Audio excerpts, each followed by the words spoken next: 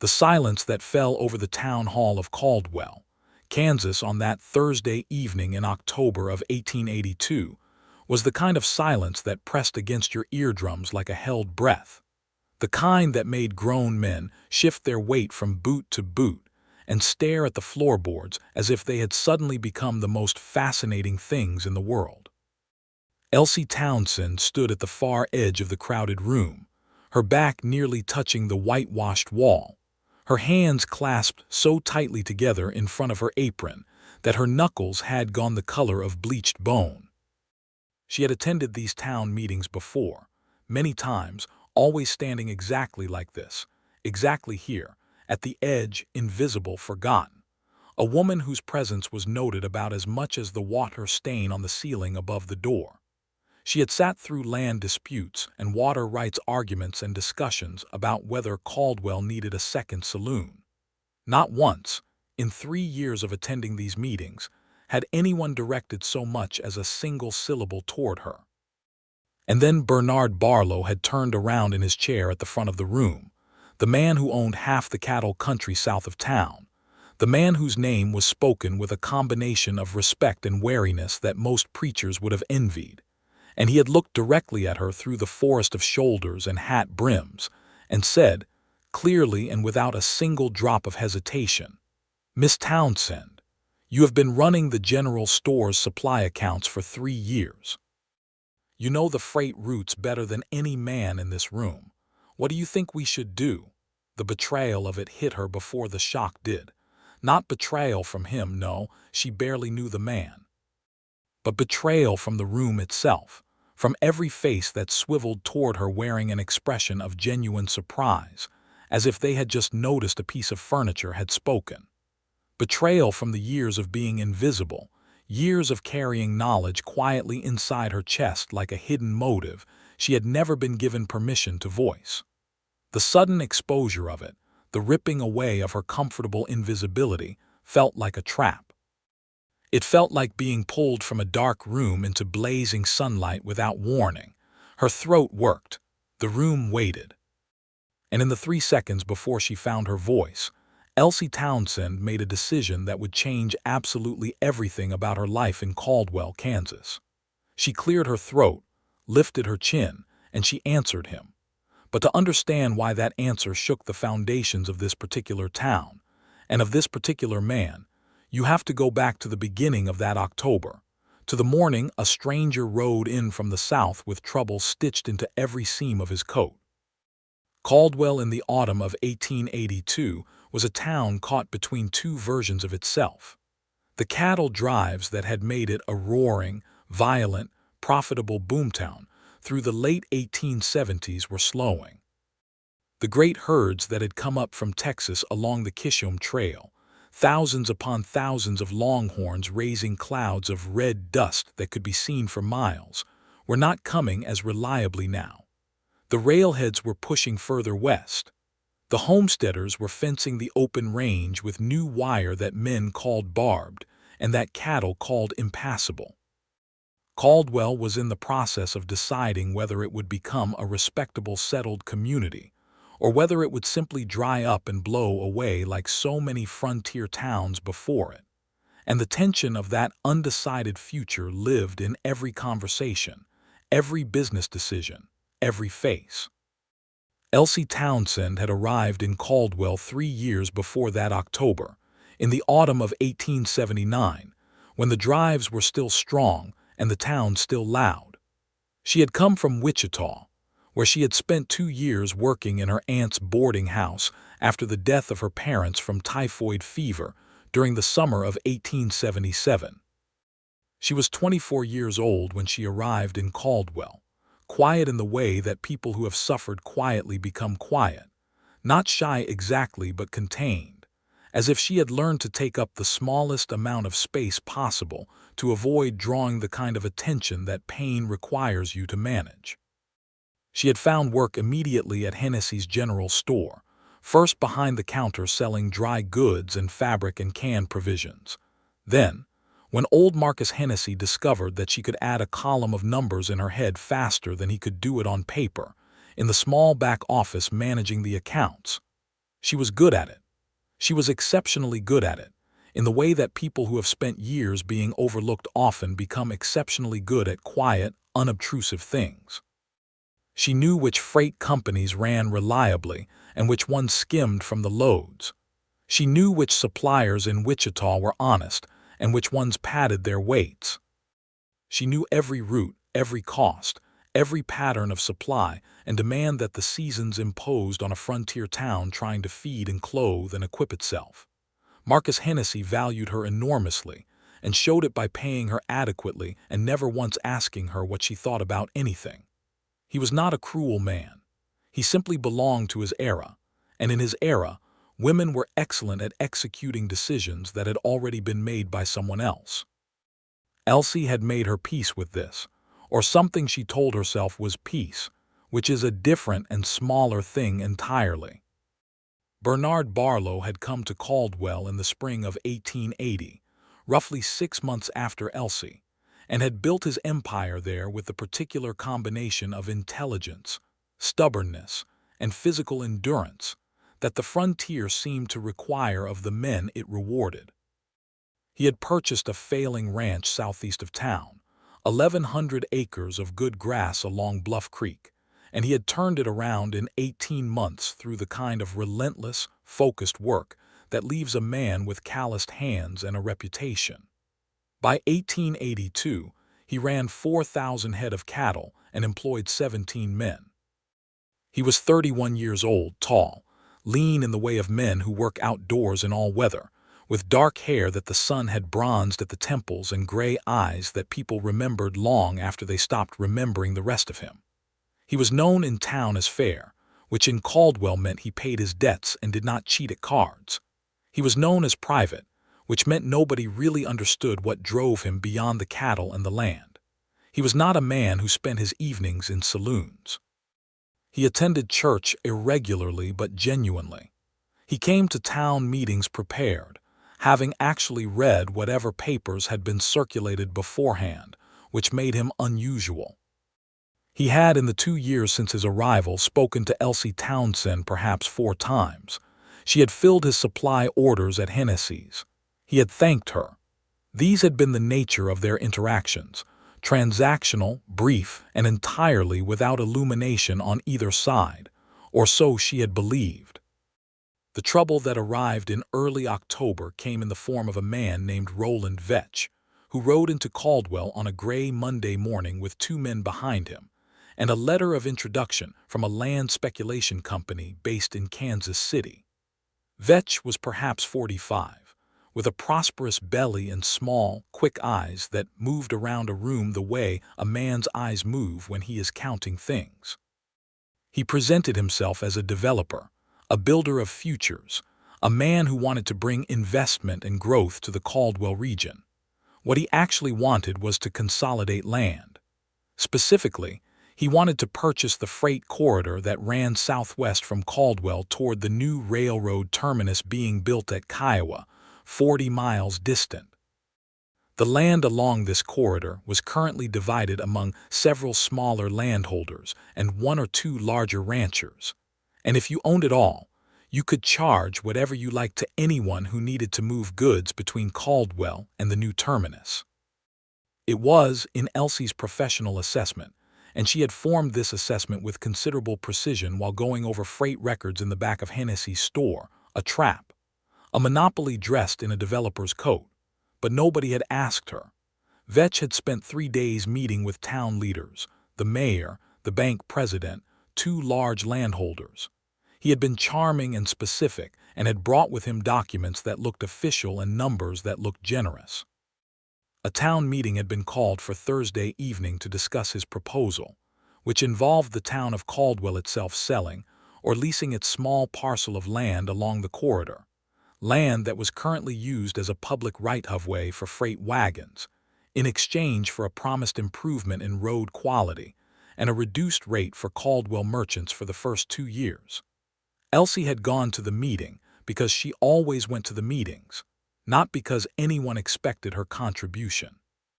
She had gone with 3 years of freight records living in her memory and a very specific, very uncomfortable understanding of exactly what Roland Vetch was proposing to do, and why it would ruin the smaller merchants of Caldwell within 5 years. She had gone, and she had stood at the back, and she had said nothing, because nobody asked, and this had been the established order of things. And then Bernard Barlow had turned around in his chair. After she answered him, she had half expected the room to return to its previous configuration, a moment of novelty followed by restoration of normal procedure. She had not expected Bernard Barlow to listen to her with the particular quality of attention that he gave her words, the kind of attention that does not merely hear but actually receives. She had told them, steadily and without apology, that the proposed corridor deal was structured to benefit the Kansas City Speculation Company rather than Caldwell. She had explained the rate structure using numbers she had in her memory from the actual current freight invoices. She had pointed out that the 2-year reduced rate was a trap, a courtesy discount designed to make the arrangement feel comfortable before the real prices were revealed. She had noted that the right-of-way, once surrendered, could not be recovered without expensive legal action. She had said all of this in the voice she used when reading account ledgers aloud to Marcus Hennessy, precise and even and free of decoration. The room had been very quiet. Roland Vetch had attempted to interrupt her twice, and both times Bernard Barlow had said, without raising his voice, "Let her finish," and Vetch had subsided. When she was done, Mayor Alderman Creighton had cleared his throat and said that perhaps they should table the matter for further review, which was politicians' language for, "We cannot immediately refute what we just heard." The meeting had adjourned without any agreement being reached, which was precisely what Elsie had intended, though she had not known until she began speaking that she intended anything at all. She had left quickly, before the room fully unraveled into conversation, and she had walked the 3 blocks home to the small room she rented above the milliner's shop with her heart beating at a pace she associated with danger rather than with triumph. She sat on the edge of her bed for a long time that night, in the dark, listening to the town settle around her. She kept expecting to feel something like vindication, but what she actually felt was the particular anxiety of a woman who has been invisible so long that being seen feels less like relief and more like exposure. She was trying to convince herself to put out the lamp and sleep when she heard boots on the stairs outside her door and then a knock, quiet but definite. She froze. Another knock, and then a voice she recognized instantly, low and measured. "Miss Townsend, it's Bernard Barlow. I apologize for the hour. I'd like to speak with you if you're willing." She sat there for a long moment, still in her dark room, lamp unlit, in the full absurdity of the situation. Then she rose, lit the lamp, wrapped a shawl around her shoulders, and opened the door 2 inches. He was standing in the narrow hallway looking exactly as he had in the meeting room, hat in hand, jacket still on, the lamp downstairs casting shadows upward along his face. He looked tired in a functional way, the way working men look at the end of long days, but his eyes were alert. "I could have spoken to you tomorrow at Hennessy's," he said, before she could say anything. "But I wanted to speak to you tonight, because Vetch is staying at the hotel, and I don't want him to have 12 hours to regroup before I've had a chance to understand what you know." This was so direct and so devoid of any social performance that it momentarily disarmed her suspicion. She studied his face through the 2-inch gap, looking for the hidden motive, the angle she was sure must be there. "What do you want to know?" she said. "Everything," he said. "About the freight routes, about this company he represents, about the rates. I've been suspicious of Vetch since he arrived, but I don't have the numbers you have. Will you tell me?" She opened the door a little wider. "Not all the way. Just enough to acknowledge that the conversation was real." "I'll tell you tomorrow," she said. "At Hennessy's, in the back office, during the noon hour when the store is quiet. That's the appropriate time and place for it." He held her gaze for a moment, and something moved through those gray eyes that she didn't quite catch, something that was not disappointment and not surprise, but perhaps a kind of recalibration. Then he nodded once. "Noon," he said. "Thank you, Miss Townsend." And he went back down the stairs without another word. She closed the door and stood with her back against it for a full minute. She had expected to be condescended to, or pressured, or managed. She had not expected to be taken entirely at her word. The noon meeting the following day was long and thorough and entirely businesslike, and it left her more unsettled than she would have anticipated. Bernard Barlow sat across the small office desk from her for 2 hours while she walked him through 3 years of freight records, and he listened with the kind of focused, intelligent attention that she had rarely encountered in any human being, male or female. He asked good questions. He did not interrupt her to offer his own opinion mid-explanation. When he disagreed with an interpretation she offered, he said so plainly and explained his reasoning, and then listened to her response. This was, she understood with a slow, creeping shock, an entirely foreign experience. He left at 2 in the afternoon with the information he needed and the outline of a counter-strategy that they had built together across the desk, both of them leaning over the ledger books, both of them speaking quietly in the hush of the back office while the store murmured on the other side of the thin wall. At the door he paused and said, "Why didn't you speak before tonight? In any of the previous meetings?" She looked at him steadily. "Nobody asked," she said. He absorbed this. His jaw tightened slightly, not in anger, she thought, but in something more complicated. "I'm asking now," he said. "For whatever that's worth." She did not know what to do with that, and so she said nothing, and he left. Roland Vetch departed Caldwell the following Monday without his deal, the town's right-of-way intact, after Bernard Barlow presented a detailed counter-analysis at an emergency meeting of the town's commercial council on Saturday morning, a counter-analysis built substantially on the numbers that Elsie had provided. Vetch was not arrested. He had done nothing technically illegal. But he went, and the corridor stayed public, and the small merchants of Caldwell continued to pay the same freight rates they always had. The town noticed, in the way that small towns notice things, through oblique conversation and pointed glances and a gradually altered social architecture. Marcus Hennessy received 3 separate visitors on Monday who all wanted to talk about the meeting, and every one of them eventually mentioned, in a somewhat surprised tone, that it had been his bookkeeper who had known about the rate structure. Hennessy called her into his office that afternoon and gave her a raise of 75 cents per week. He did not apologize for anything. He simply raised her pay, which was his version of acknowledgement, and it was more than she had expected and less than she deserved, and she accepted it. Bernard Barlow came into the store on Wednesday to pick up a supply order, as he did most Wednesdays. He was ordinarily served at the counter. On this Wednesday he walked past the counter to the back office doorway where Elsie was sitting with the ledgers, and he leaned against the frame and said, "I told the mayor you should be on the town commerce committee." She set down her pen. "I don't think he'll agree to it." "He's already agreed to it," Bernard said. "The meeting is next Tuesday." She stared at him. "You arranged that without asking me whether I wanted it." He opened his mouth, closed it, looked at her with an expression that was genuinely abashed, which was surprising on a face that generally conveyed confidence as a baseline state. "That's fair," he said. "I should have asked, do you want it?" "Yes," she said immediately, and then was annoyed at how quickly the word came out. Something shifted in his expression that she was not ready to name. "Good," he said. "Then Tuesday." This pattern of him asking and her answering, and both of them doing something useful with the result, continued over the weeks that followed. He came by Wednesdays with his supply order, and he generally found a reason to stand in the office doorway for a few minutes before leaving. He did not flirt. He did not perform anything.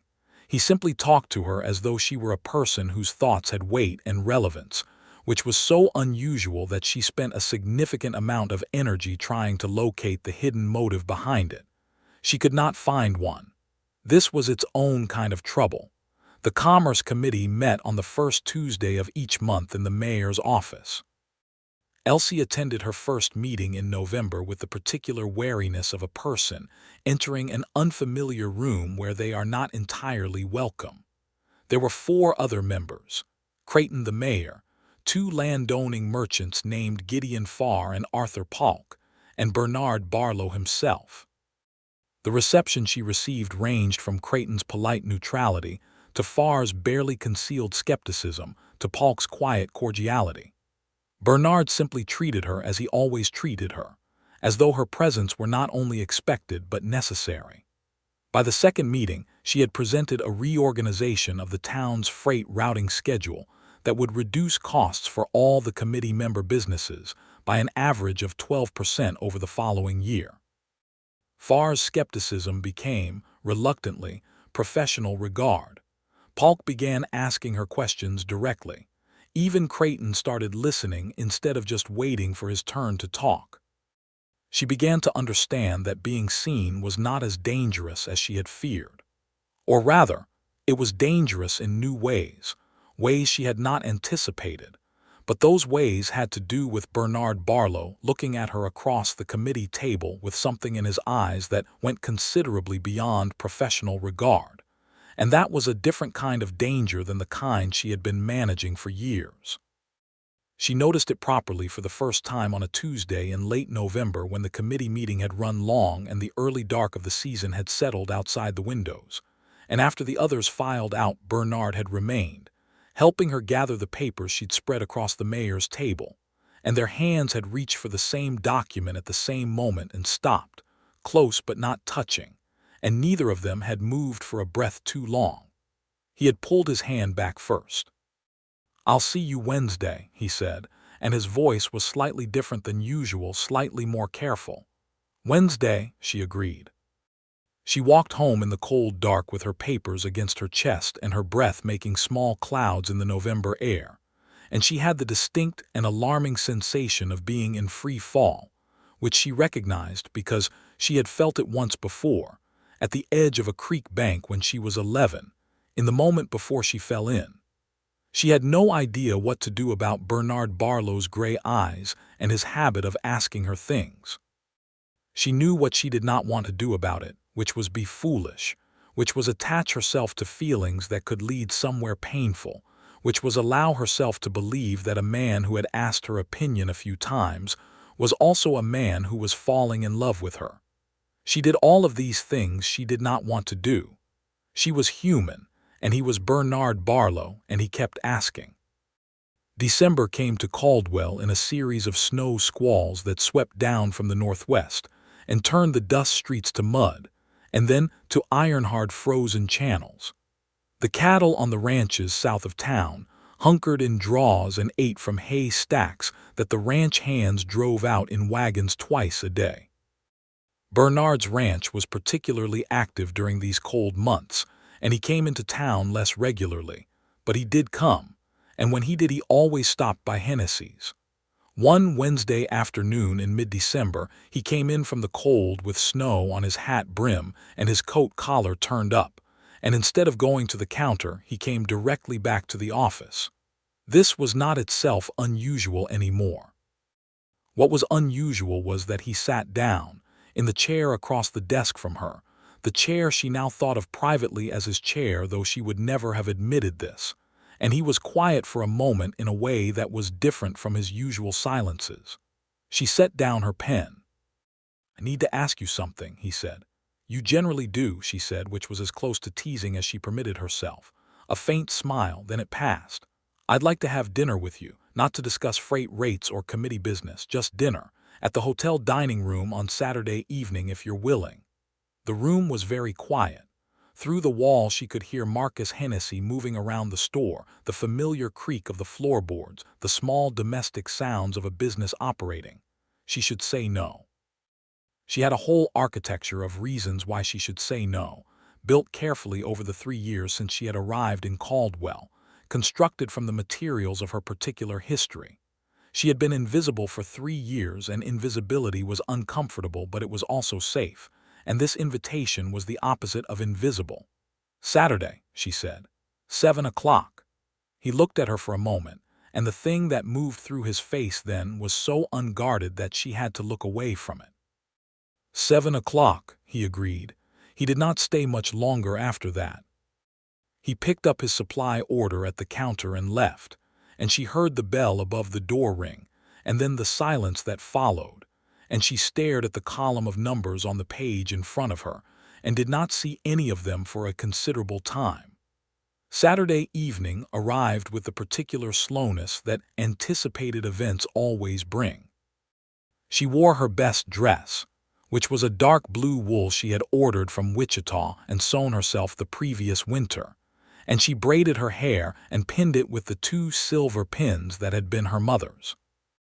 She studied herself in the small mirror above the washstand in her room and saw, for the first time in a long while, something in her own face that was neither contained nor minimized.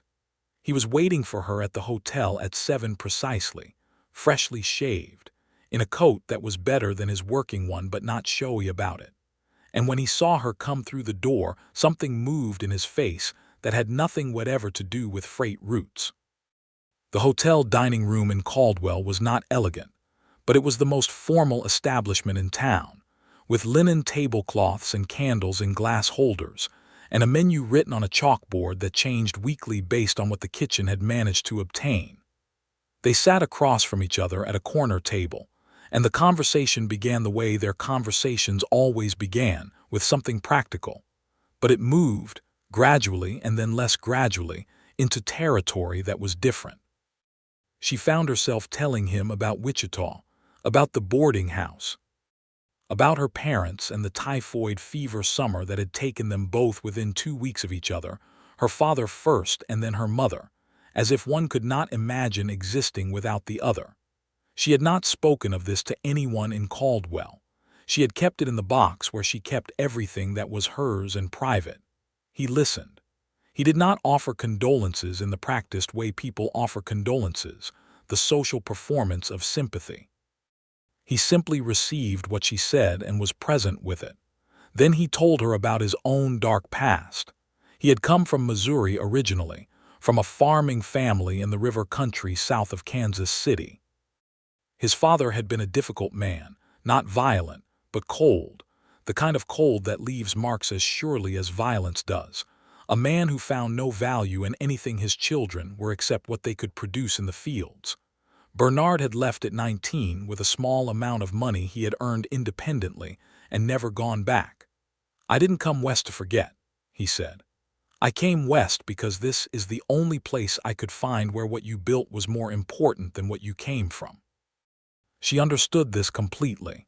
It was, in fact, the same reason she was here, though she had never articulated it that way before. "Is it true," she asked, "that what you build matters more than where you came from?" He was quiet for a moment.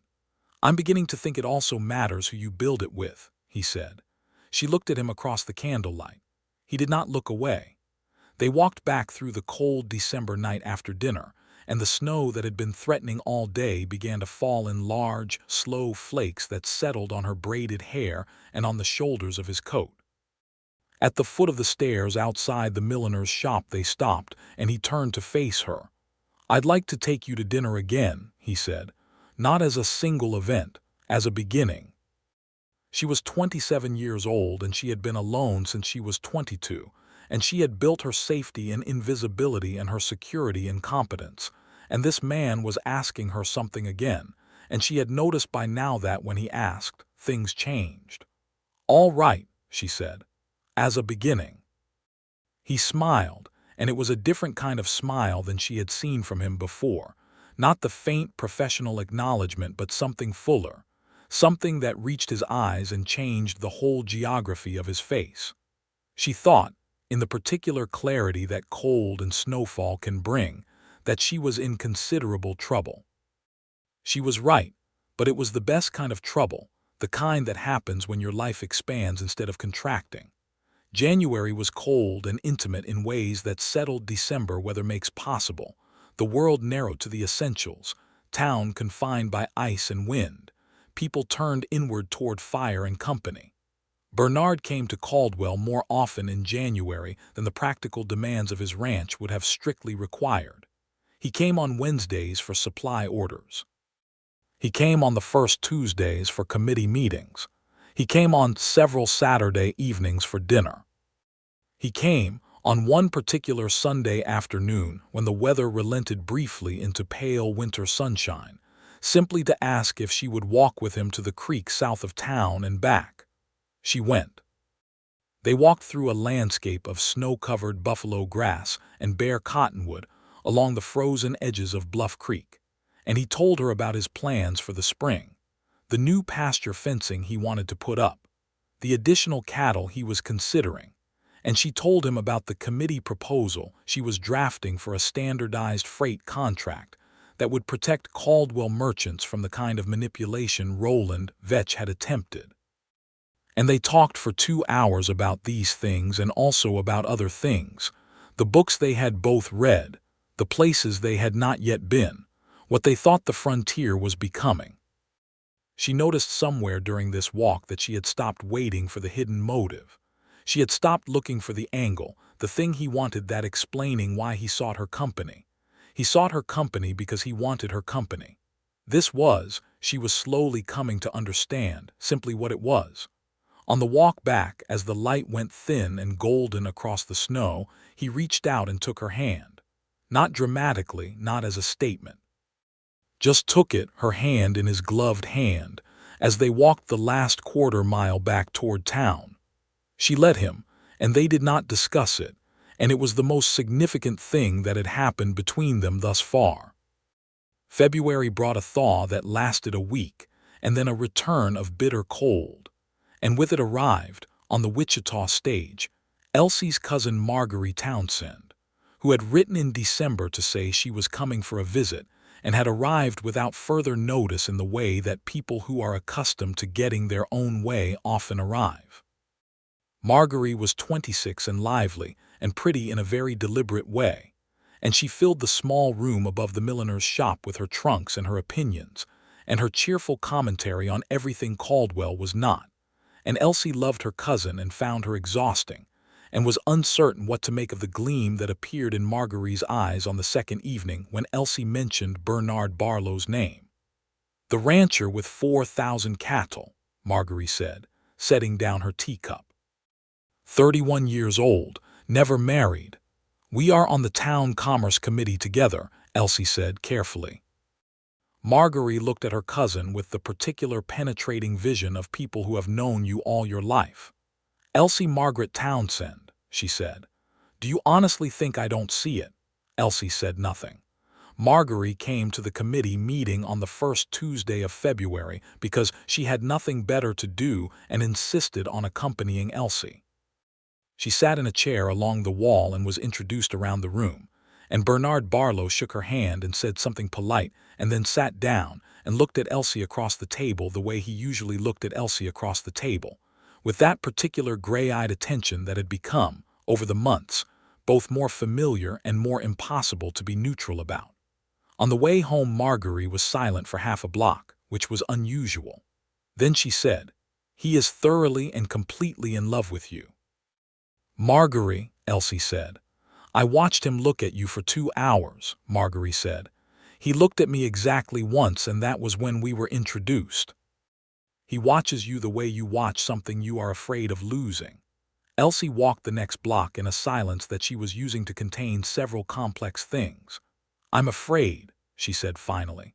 "I know," said Marguerite and took her arm. What Elsie was afraid of was not small or simple.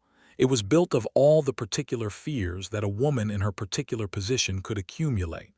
The fear of attaching herself to something that could be taken away. The fear of being wrong about what she saw in his face.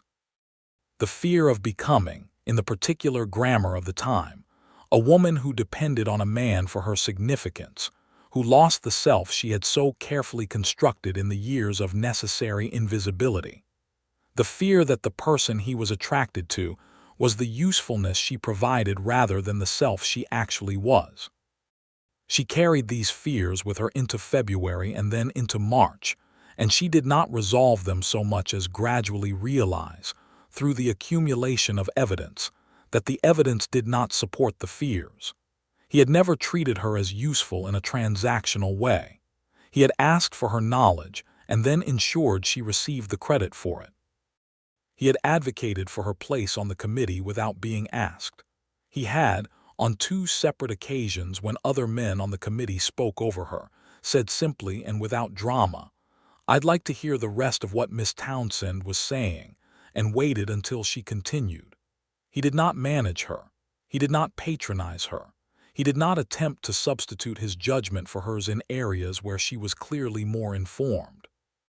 He also brought her wildflowers in March, when the prairie started to show the first tentative green under the dead winter grass, a small bunch of early prairie clover that he'd evidently picked riding in from the ranch, and he'd set it on the corner of her office desk on Wednesday morning with no comment, and a look on his face that was approximately the most unguarded thing she'd ever seen from a man who otherwise presented as fundamentally composed. And she had looked at the flowers for most of that afternoon and understood, clearly and without further argument, that she was in love with him. She did not tell him this immediately. She was not built for grand declarations. She was built for precision, and she was going to be precise about this. The spring of 1883 was a complicated one for Caldwell. The railroad's new terminus at Kiowa was completed in April and immediately changed the freight geography the way Elsie had calculated it would, shifting routes and creating new pressures on costs. The Commerce Committee met twice in March and 3 times in April, working through the implications. 2 of the small merchants Elsie had been most concerned about were navigating serious financial difficulties. She worked through a series of freight contract renegotiations on their behalf that were, in Bernard's assessment, which he offered freely, brilliant. In the middle of all this, a man named Cole Durant arrived in Caldwell. He was 38 years old and had previously run a freight brokerage in Dodge City before something had gone wrong there, the precise details of which were murky in the way that the details of a dark past often are when a man relocates with determined speed. He set up a new freight brokerage operation on the east end of Main Street and immediately began approaching the merchants that Elsie had been helping, offering them what appeared to be better rates. The rates were not better. Elsie could see this clearly in the contract language, which was structured to look generous for the first 6 months before changing in ways that the merchants might not notice until the change had already happened. It was Roland Vetch's game, but more sophisticated. She brought this to the committee meeting in May with a full analysis. The committee listened. Farr and Polk were convinced. Creighton was slower, because Durant had made a point of being social with the mayor, buying him dinner and engaging in the kind of friendly cultivation that looks like community engagement, but is actually investment. Bernard, to his credit, asked Elsie to present the numbers again directly to Creighton in a private meeting, just the 3 of them, and sat quietly while she walked the mayor through the contract analysis in specific detail. By the end of that meeting, Creighton was persuaded, and the committee issued an advisory to its member merchants about the contract language. Durant did not leave exactly, because he was not doing anything that could be proven illegal. But his business dried up quickly once the merchants had been advised, and by midsummer, he had moved his operation further west and out of Caldwell's immediate concern. It was after this episode, on a warm May evening after the committee meeting that had concluded the Durant business, that Bernard asked her to walk with him, and they walked down to the creek again, the May version of it, green and rushing with snowmelt, and he stopped at the cottonwood where they had stopped before on the winter walk, and he turned to her. "I would like to ask you something," he said, and his voice had the quality it had on important occasions, careful and quiet. "You generally do," she said, the same thing she had said in December, but it meant something different now. He did not smile this time. He was looking at her with that unguarded openness that she had learned over the months was what sincerity looked like on his face.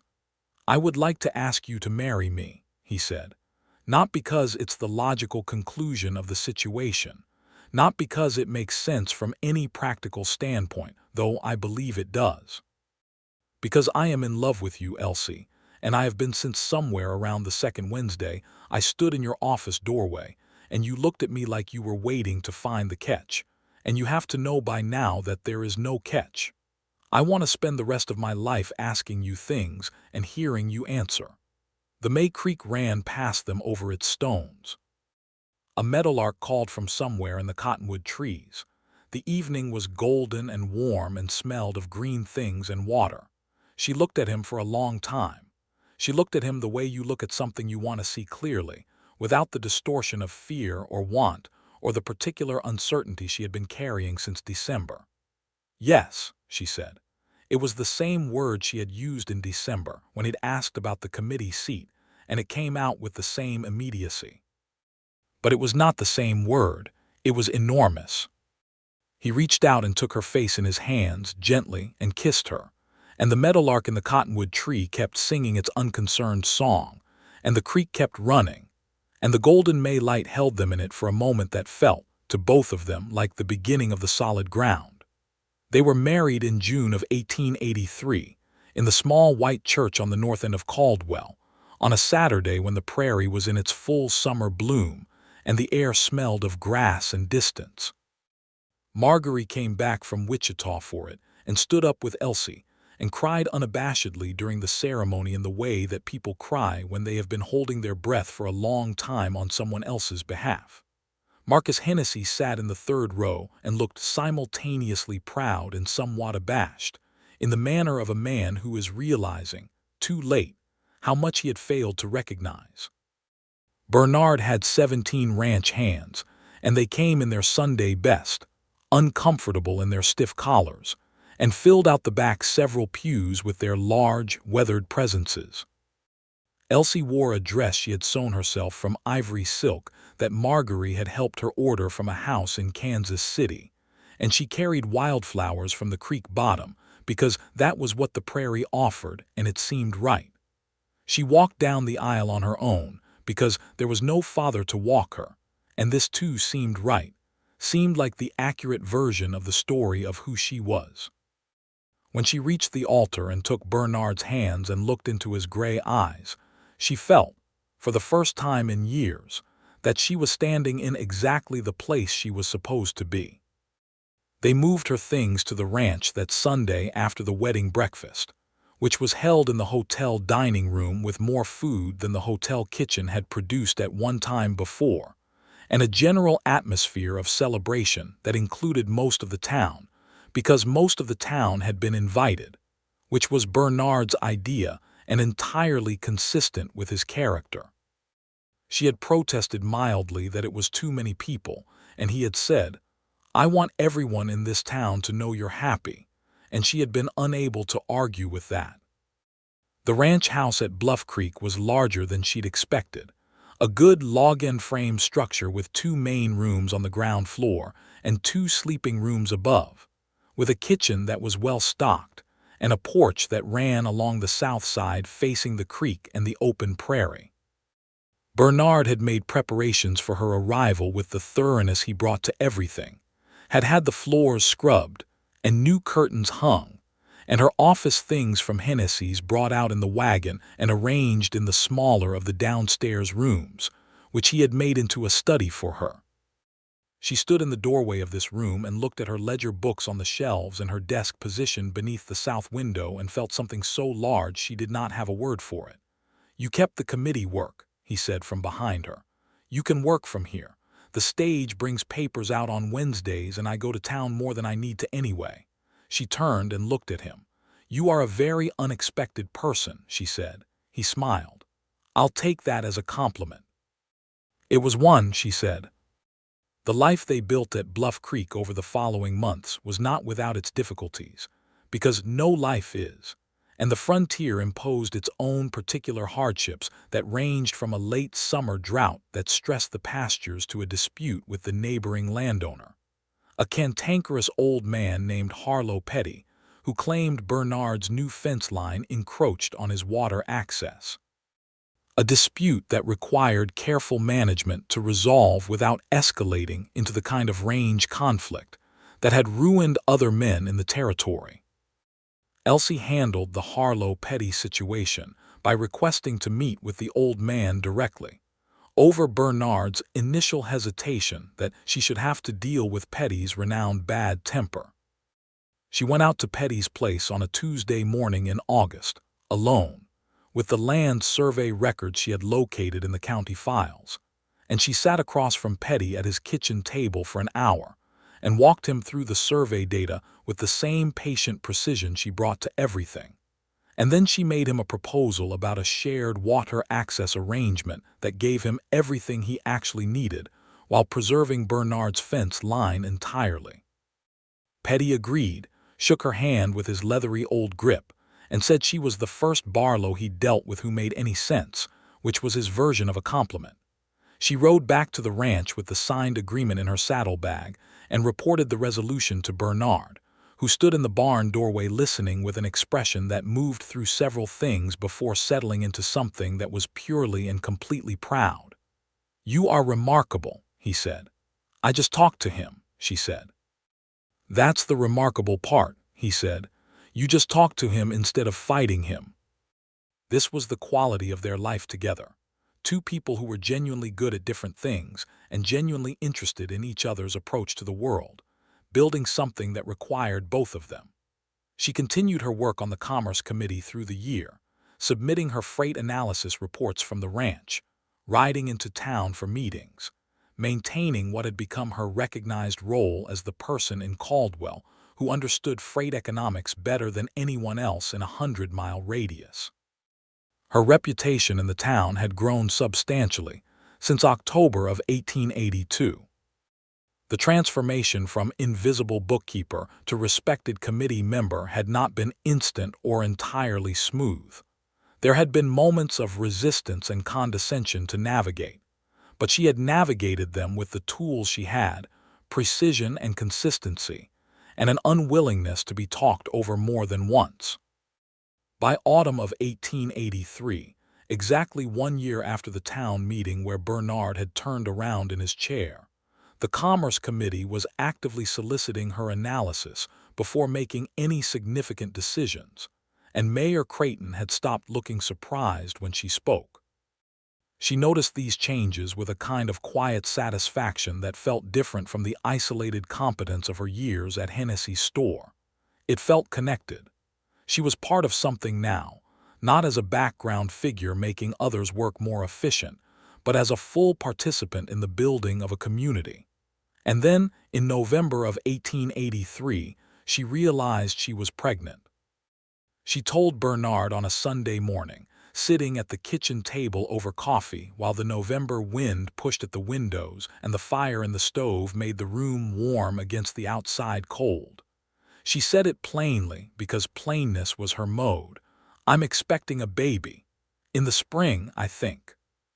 Sat across from her, his coffee cup partway to his mouth, and he stopped. He set the cup down. He looked at her with an expression that was so entirely open that it was almost hard to witness, all his usual composure simply absent for a moment, replaced by something unfiltered and enormous. "Elsie," he said, and that was all he said for a moment. "I know," she said. "Are you well? Are you feeling all right?" "I'm perfectly well," she said. "A little tired in the mornings, otherwise quite well." He reached across the table and took her hand in both of his, which was a thing he did when he wanted to be very specific about the importance of what he was communicating. "You are going to tell me immediately if anything concerns you," he said. "Any of it. You are not going to manage this alone and protect me from worrying." She looked at his hands around hers. "That is precisely what I was planning to do," she said. "Manage it quietly." "I know," he said. "I'm asking you not to." "You're asking me things again," she said. "I always ask you things," he said. "Answer me." "All right," she said. "I'll tell you." He lifted her hand and pressed his mouth against her knuckles, and she felt the warmth of it travel all the way through her.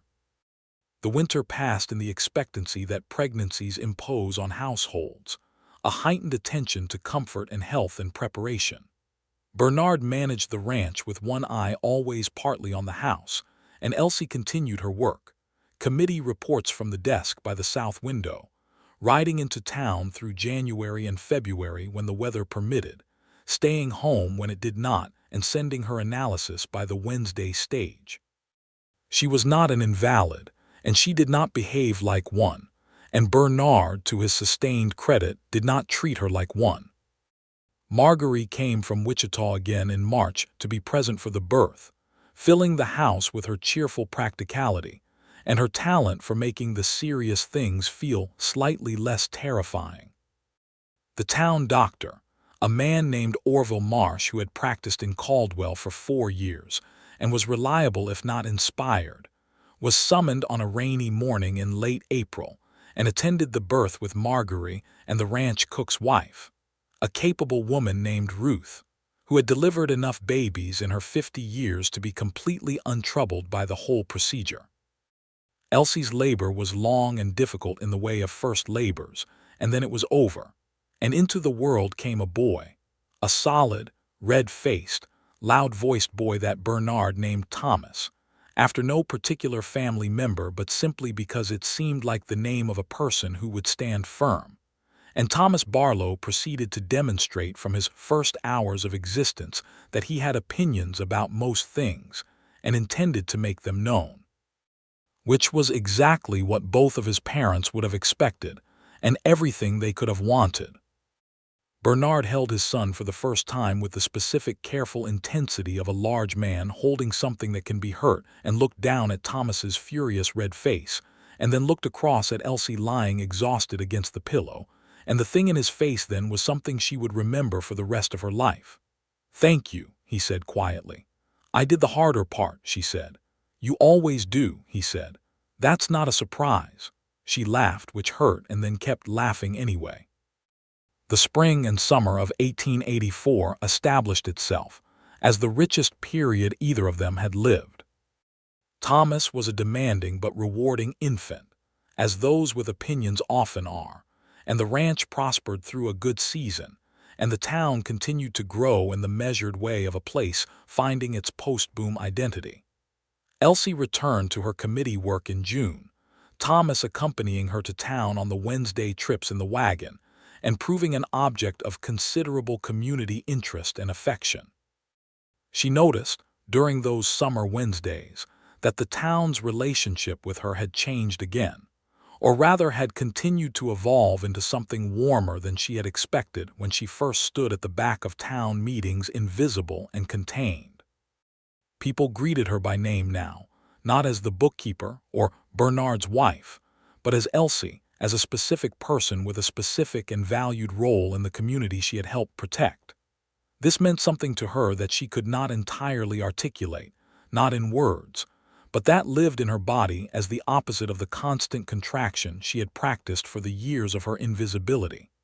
It lived as expansion, as the sense that she was allowed to be as large as she actually was. Bernard observed this in her, and was glad for it in the uncomplicated way of a man who has loved someone long enough to feel her ease as his own.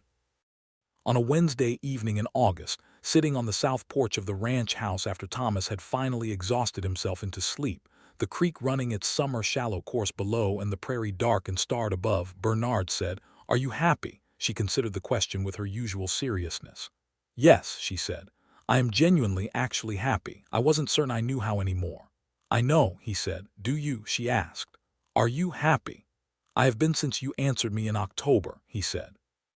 "The first time I asked." She leaned against him on the porch bench, her head resting on his shoulder, which was warm and solid and smelled of the outdoors and of Bernard. "You had no idea what you were starting," she said. "I had some idea," he said. "I've been trying to figure out how to start it for about 6 months before the meeting." She sat up and looked at him. "What?" "I had noticed you," he said, with the faint smile that was his version of sheepishness. "Well before October. I noticed you in March of that year. You corrected a freight invoice at the counter in a way that saved Hennessy from a significant overcharge, and he didn't even thank you. He just took the corrected paper, and you just went back to what you were doing, and I stood there thinking about that for a long time." She stared at him. "You never said." "I didn't know how," he said. "I knew how to ask professional questions. I didn't know how to say what I actually meant without it sounding like something it wasn't. So I waited until I had a genuine professional reason, and then I asked what I could actually ask." She was quiet for a moment, processing the entirety of this, the months of March through October in which he had been noticing her while she had been assuming she was invisible. "That's either very calculated or very shy," she said. Probably both, he admitted. She settled back against his shoulder, looking out at the dark prairie. Nobody asked me anything for 3 years, she said, and then you asked in front of everyone. I wanted everyone to hear the answer, he said. I'd heard it already in my own head, but I wanted to make sure you got to say it out loud. She absorbed this. The creek murmured below. A night bird called somewhere in the cottonwoods. That was either the kindest or the most frightening thing anyone has ever done for me, she said. Was it the right thing, he asked. She was quiet for a long moment, and then she said, with the precision she always brought to the most important things, it was the right thing. It was exactly the right thing. He pressed his lips against the top of her head, and they sat together in the August dark while the prairie breathed around them, and the stars came out one by one over the Bluff Creek Ranch. And Elsie Townsend, who was Elsie Barlow now, let herself be entirely present in her own life, which was not a small thing, and which had taken considerable courage to arrive at, and which felt, finally, completely and permanently like home. The years that followed were not without their challenges because the frontier never permitted complacency, and the mid-1880s in southern Kansas brought a combination of drought years and the ongoing consolidation pressures from eastern money interests that required ongoing vigilance. Elsie's work on the Commerce Committee evolved over the years from freight analysis into broader economic advocacy, and by 1885, she had drafted and helped pass through the committee a comprehensive local merchant protection framework that several other Kansas frontier towns would eventually model their own arrangements on. She was not celebrated in any broad or formal way for this work, because the era did not celebrate women's professional contributions in broad or formal ways, but she was known in Caldwell and in the surrounding commercial community as the person who had done it, and this knowledge lived quietly and solidly in the foundation of her daily life. Bernard continued to build the ranch, expanding the herd gradually, and then, in 1885, beginning to also invest in the land around the new terminus at Kiowa in ways that Elsie's freight analysis had suggested would be valuable. These investments were made together, discussed at the kitchen table over coffee and ledger books, two minds approaching a shared future with the combined tools of his operational experience and her analytical precision. The partnership of it was the thing she had not expected and had not known to want, not being managed or protected, but being consulted, genuinely consulted, the way you consult someone whose judgment you trust because you have seen it proven reliable. The thing that Bernard Barlow had begun in October of 1882 by turning around in his chair and asking her a question he did not need to ask had turned out to be not just a moment of public acknowledgement, but the statement of a worldview, his worldview, in which her opinion was not a courtesy but a component. In the spring of 1886, 2 years after Thomas arrived, Elsie discovered she was expecting again. She told Bernard across the same kitchen table where she had told him about Thomas in the same direct way, and he set down his coffee cup with the same stopped motion and reached across and took her hands in the same way. "Well," he said. "Well," she agreed.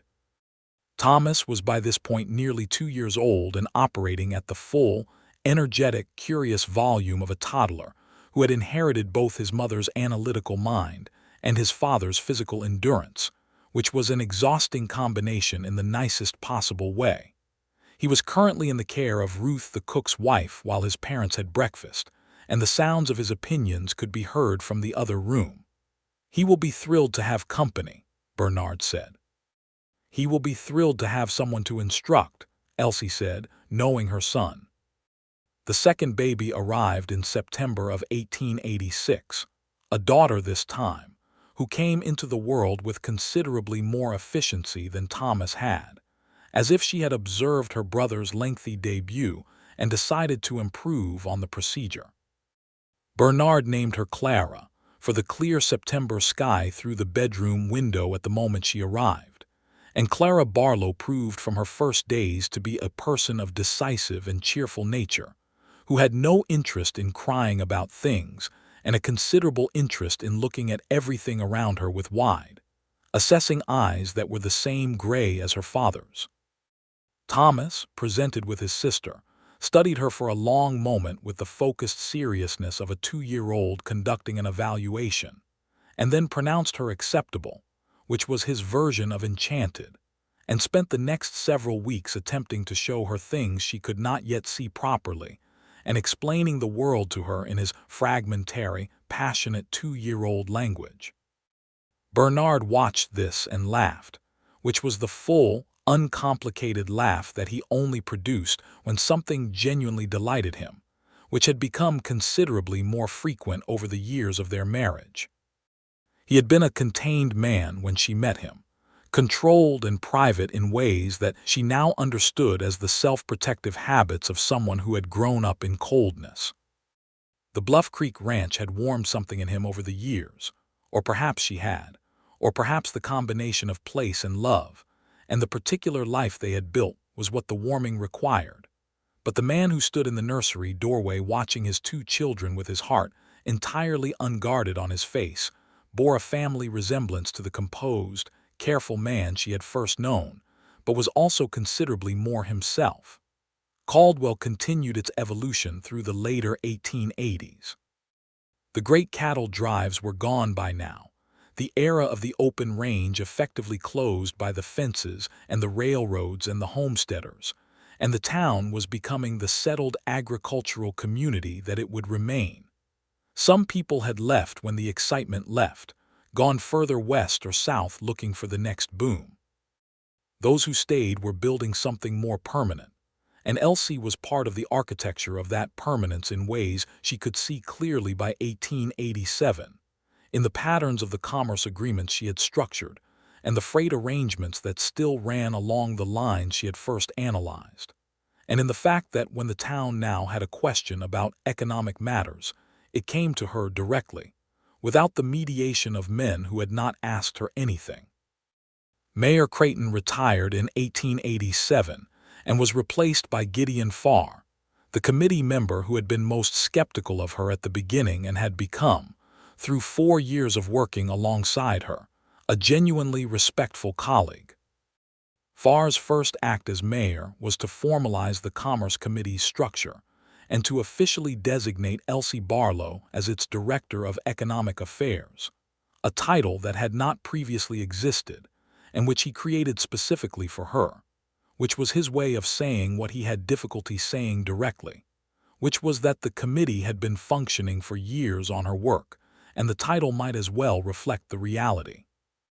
She accepted this with the composed grace she had developed over the years for accepting things she had earned and been slow to receive. Bernard was at the formalization ceremony and afterward, walking with her to the wagon, said simply, "Took them long enough," which was her own thought expressed without embroidery. "It did," she said, "but they got there." "You got them there," he said. "We got them there," she said. "You were the one who asked the first question." He helped her up onto the wagon seat and climbed up beside her and gathered the reins and looked at her for a moment in the afternoon light. "I will always ask you first," he said. She looked back at him, at this man who had turned around in a crowded room and addressed her when it would have been easier and more conventional to continue looking forward. This man whose gray eyes had looked at her for years now with an attention that had never diminished or shifted or become habitual. This man who was the father of her children and the partner of her work and the person she wanted at the table for every decision, large and small, that her life contained. "And I will always answer you," she said. He smiled. He clicked to the horses. The wagon moved out of town and south toward Bluff Creek, and the afternoon prairie spread out around them in its late September gold. And in the back of the wagon, wrapped against the autumn air and supervised by Ruth, who had become as much a fixture of the Barlow household as the furniture, Thomas and Clara conducted their ongoing sibling negotiations in the language of early childhood, and the horses walked the familiar road home.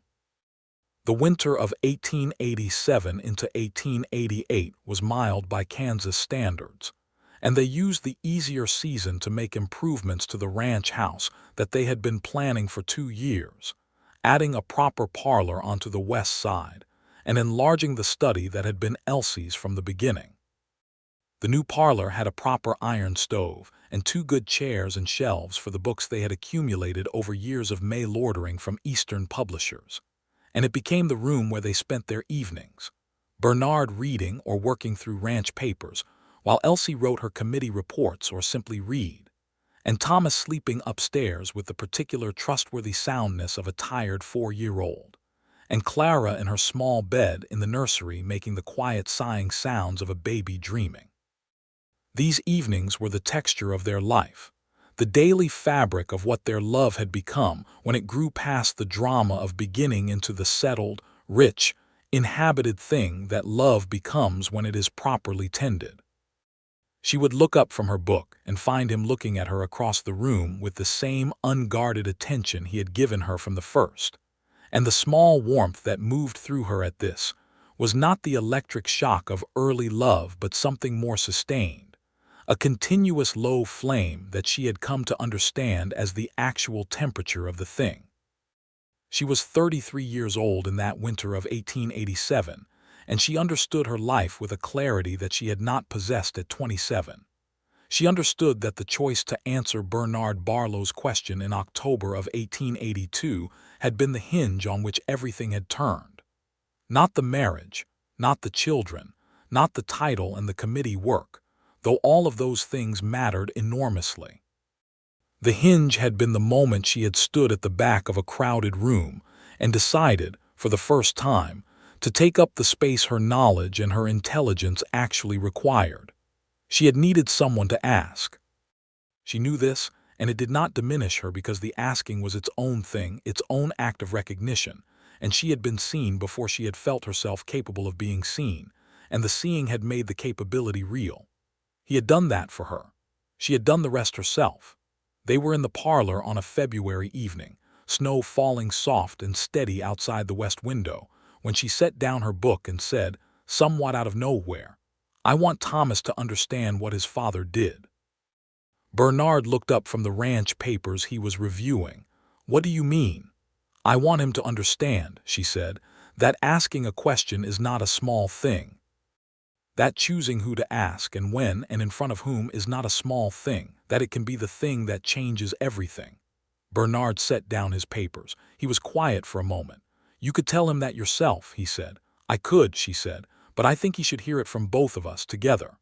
He looked at her across the warm parlor, the lamp between them casting its steady light, the snow building gently on the outside sill. "When he's old enough to hear it." "When he's old enough to hear it," she agreed. He rose from his chair and crossed to hers and sat on the arm of it, which was not built for two people but managed, and put his arm around her, and she leaned against him, and they watched the snow falling on the winter prairie in the shared silence of two people who have been together long enough to understand that the best conversations are sometimes no words at all. Spring came to Bluff Creek in 1888 as it always did, gradually and then all at once, the prairie greening with a speed that still surprised her after 9 years in Kansas, the cottonwoods along the creek going from bare gray to a shimmer of pale green in what seemed like the space of a week. Thomas, now 4.5 and capable of explaining most of the world to anyone who would listen, declared the spring to be the best one yet, which he declared every spring, and Clara, 18 months old and newly walking with the particular determined lurch of toddlers discovering their own locomotion, followed her brother everywhere with the dedicated optimism of someone who is absolutely certain they can keep up. Bernard had 2 new ranch hands that spring, younger men come up from Texas, and Elsie watched him manage them with the patient, specific authority he brought to all his work, showing rather than simply telling, asking their observations about the cattle and the pasture conditions and listening to what they said. He was not unlike himself in this, she thought. He asked questions of everyone he respected. It was not a strategy he had deployed only with her. It was simply who he was. She loved him entirely. This was not a revelation anymore but a daily, established fact.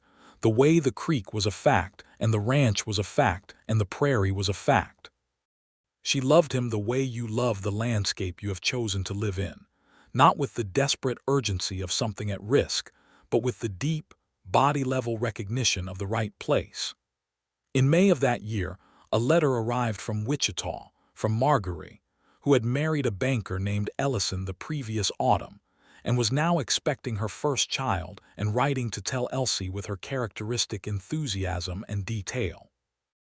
Elsie wrote back a long letter full of practical advice and genuine joy, and the kind of careful honesty about what the experience actually involved that she had wished someone had offered her before Thomas arrived. She spent the summer of 1888 finishing the comprehensive freight analysis framework that she had been working on, in her longer-range project capacity, for 2 years.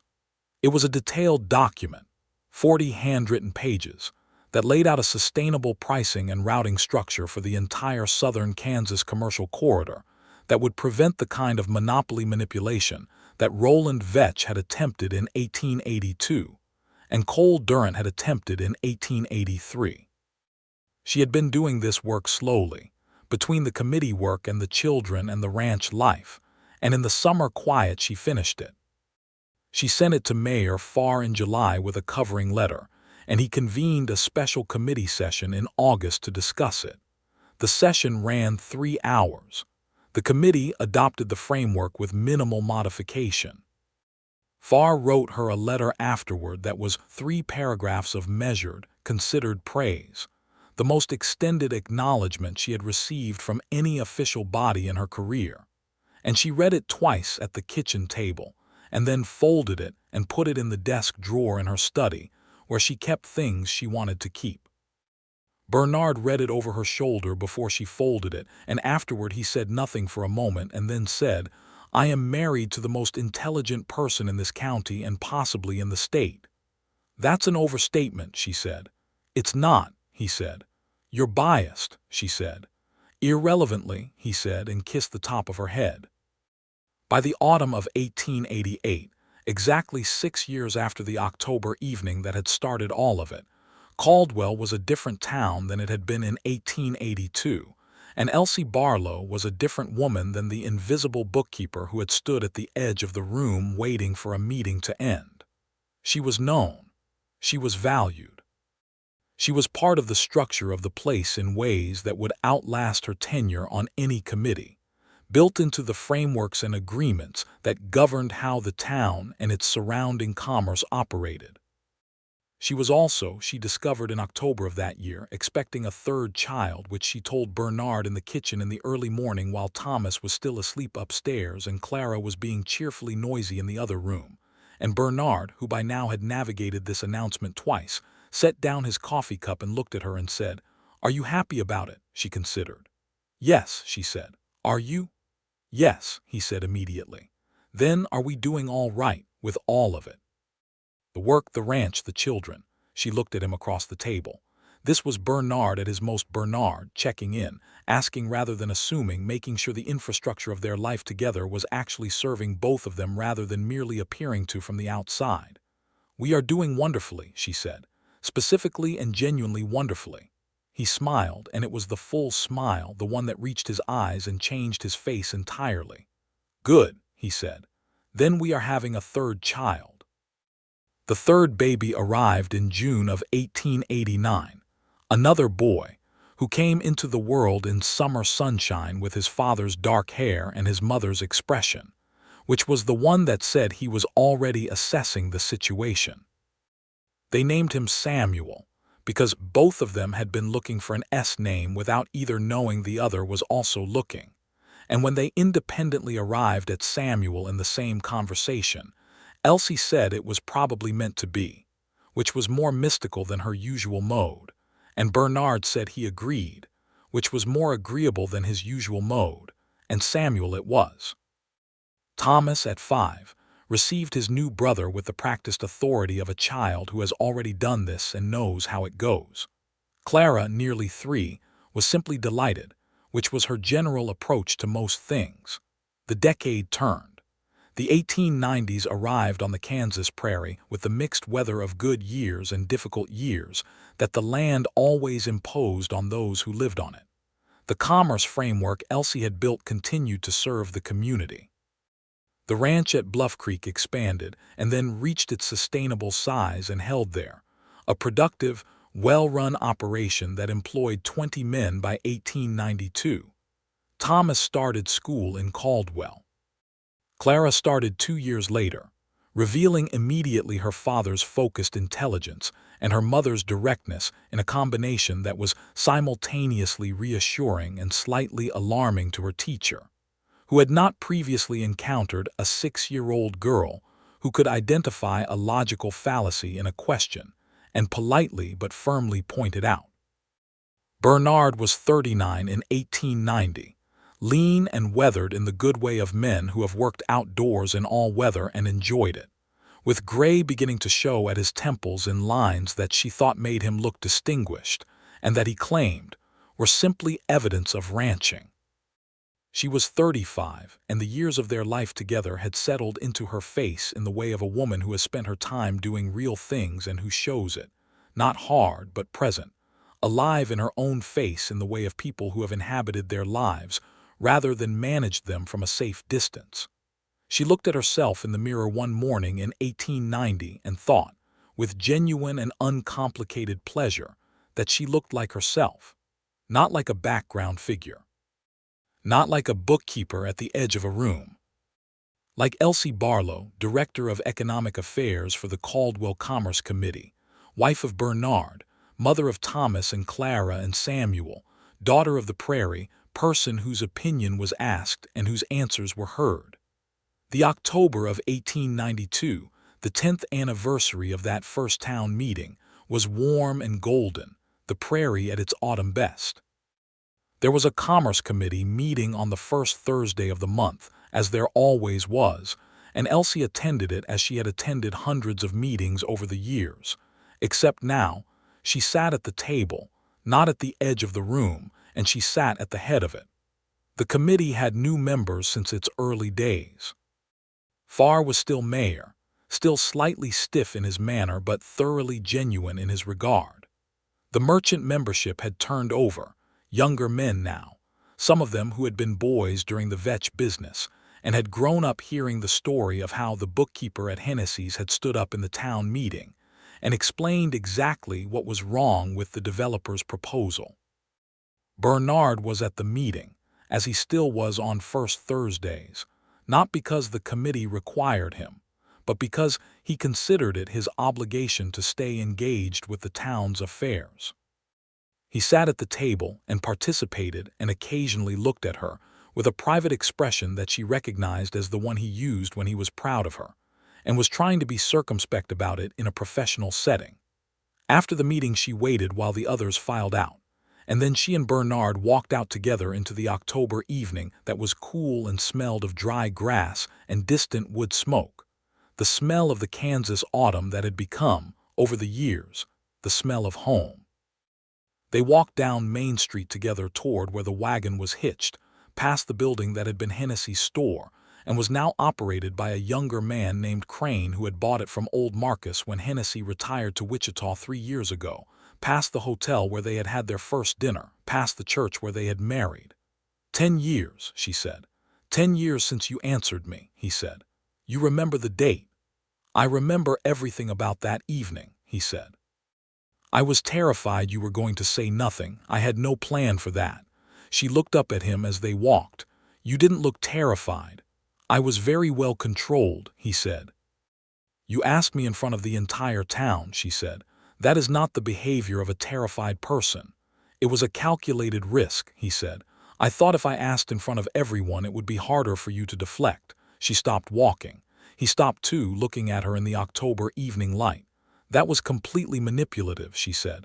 A little, he admitted. You knew I would answer if you asked in public. I knew you would answer if I gave you the platform, he said. The public part was also because I wanted everyone to hear whatever you said. I wanted them all to hear that you knew things and that you were allowed to say them. She looked at him for a long moment. At this man she had now loved for 10 years and would love for the rest of whatever number of years she was given. This man who had given her permission she hadn't needed but had changed her life by offering. This man who had asked her things and listened to her answers and built a life with her from the materials of their combined attention. "Bernard Barlow," she said. "Elsie Barlow," he said. "I am glad you asked," she said. "I know," he said. "I've been glad every single day since." He held out his hand to her on the empty October street, and she took it, and they walked together to the wagon in the autumn evening while the prairie dark gathered at the edges of the town, and the stars began to come out, one by one, over the broad Kansas sky. The children were waiting for them at the ranch when they returned. Thomas at 11 helping Ruth with the supper preparations with the serious competence he brought to everything. Clara at 8 reading in the parlor, and not remotely willing to be interrupted by the domestic requirements of the evening. Samuel at 3, conducting a highly personal investigation of something in the corner of the kitchen that had captured his complete interest. Bernard lifted Samuel and carried him against his shoulder, and the boy grabbed a fistful of his father's dark hair with one small fist and pointed toward the corner with the other, explaining whatever he had found in the serious, half-formed language of 3-year-olds, and Bernard listened with perfect seriousness, asking questions. Elsie stood in the kitchen doorway and watched her family fill the warm, lamplit room with their voices and their lives, and she felt the thing she had first felt on the south porch 5 years before but knew better now, knew it was not a feeling that could be named in a single word, but was rather the aggregate of every right choice and every honest answer and every moment of being seen, and seeing clearly in return. She had been invisible once, and then she had been asked a question, and she had answered it, and here was what the answer had become. Here was the whole of it, warm and loud and real, the ranch at Bluff Creek on an October evening, her husband asking their son about something in a corner, her daughter absorbed in a book, her eldest son helping with supper, the prairie outside in its autumn dark, the creek running its small perpetual conversation below the house, and all of it, every particle of it, hers. She stepped into the kitchen and closed the door against the October cold, and the room enclosed around her with its warmth and its light and its entirely sufficient noise. And Elsie Barlow was home in every possible meaning of the word, permanent and joyful, and completely, irreversibly, exactly where she was supposed to be. The years continued their passage in the gentle accumulation of a life well lived. Samuel grew into himself with his mother's precision and his father's patience, a quality that would serve him well in the ranch work he eventually took to with quiet dedication. Clara, at 16, was the sharpest student Caldwell School had seen in years, and when she was 17, Elsie wrote a series of letters to a women's college in Lawrence and secured for her daughter the thing she had never had herself, a formal education in accounting and economics. And Clara went to Lawrence in the autumn of 1899 and wrote letters home every week and came back for holidays and was, by all evidence, thriving. Thomas, at 19, was already a rancher in the true sense, working alongside his father with the natural affinity of a young man who has grown up in the land and found his rhythm with it. He was also, by the summer of 1899, quietly and thoroughly in love with the eldest daughter of a neighboring farm family named Gaines, a capable young woman named Alice, and he managed his courtship with all the composed determination of his father and none of his father's calculated strategy, arriving at the Gaines house most Sunday afternoons with his hat in his hands and his face entirely transparent. Bernard watched his eldest son conduct this courtship with the suppressed amusement of a man who recognizes himself.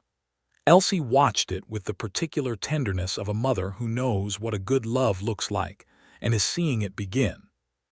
Thomas Barlow and Alice Gaines were married in the spring of 1900 in the same white church on the north end of Caldwell, and the wedding was attended by what seemed like the entire county, because the Barlows had been part of the county for 18 years and the Gaines family for 15, and community accumulates around people who invest in it. Elsie sat in the front pew and held Bernard's hand and watched her son marry his love in the June sunshine through the church windows, and she was crying before the vows began, which was not her usual mode, and Bernard gave her his handkerchief without comment, which was a thing he did reliably in situations where she needed it and would not ask for it. By the turn of the new century, the Barlow Ranch at Bluff Creek was a known and established institution in southern Kansas. 3 generations of family in the making and no signs of stopping. Elsie had retired from the Commerce Committee in 1897 after 15 years of service, handing over her frameworks and her filing system to a younger woman named Patricia Howell, whom she had been mentoring for 2 years, and who had every quality required to continue the work well. The handover had been intentional and complete, not the gradual fading of someone who had run out of energy, but the deliberate transfer of someone who had finished building a thing and was ready to let it stand. She was 45 years old in 1900, and her life at the ranch was full in the way of lives that have been well constructed, the grandchildren who would eventually come, the books that lined the parlor shelves, the prairie that had never lost its power to stop her where she stood and make her look, the daily conversation with Bernard that was still, after 17 years, her favorite part of every day. He was 50 in 1901 and showed it in the most distinguished way possible, which was to say he showed it hardly at all beyond the gray at his temples and the lines at the corners of his eyes that came from years of looking into prairie distances. He still ran the ranch with the focused energy he had always brought to it, though Thomas now carried more of the daily management, and he still sat across from her at the kitchen table in the mornings and drank his coffee and talked with her about whatever the day held, and he still looked at her across any room they occupied together with the same attention he had given her from the beginning. She had stopped being surprised by this, but she had not stopped being moved by it. On the morning of their 18th wedding anniversary, a warm June morning in 1901 with the creek running high and green from late spring rains, he came into the study where she was writing a letter to Clara and Lawrence and set a small package on the desk beside her. She looked at it, then up at him. "What is this?" "Open it," he said with a faint smile. Inside the paper was a small leather-bound book, new, with her name embossed on the cover. Inside the cover was his handwriting, precise and familiar, for Elsie, who answered, June 1883, June 1901, and counting. She held it for a moment, this small, specific, entirely characteristic gift, a blank book, waiting for what she had to say. "You are a remarkable person," she said. "You've said that before," he said. "It keeps being true," she said.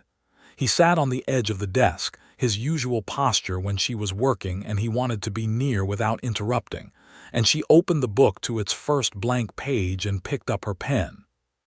Outside the study window the creek ran its summer conversation over its stones, and the prairie stretched south under the June sky, and the horses moved in the near pasture and somewhere in the house. The sounds of the ranch life continued their ordinary, extraordinary music, and Elsie Barlow began to write.